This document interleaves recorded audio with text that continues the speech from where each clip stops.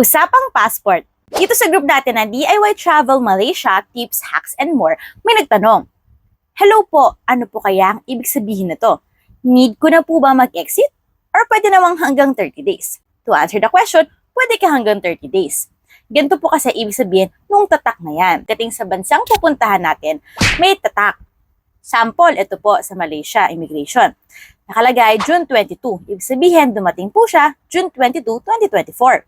At may nakalagay na permitted to enter and remain in West Malaysia and Sabah for 30 days on social visit only from the date shown above. Ibig sabihin, from June 22, pwede siyang 30 days. Kumbaga hanggang July 21 bang 30 days? Basta 30 days po. Tapos, mapapansin niyo sa baba, may nakasulat kamay. RT on 26/06/2024. Ibig sabihin, ang declared niya na return niya sa Pilipinas ay June 26, 2024. Pwede bang higit sa June 26 siya magstay sa Malaysia? Pwede, basta nga hindi lalagpas ang 30 days. By the way, hindi na po lahat ng bansa may gantong tatak. Merong iba na piece of paper lang, like sa Hong Kong, or madalas, wala na po. Electronic lang kasing ini-scan yung passport and okay ka na po, andun ka na sa bansa. Yun lang po. We hope this helps!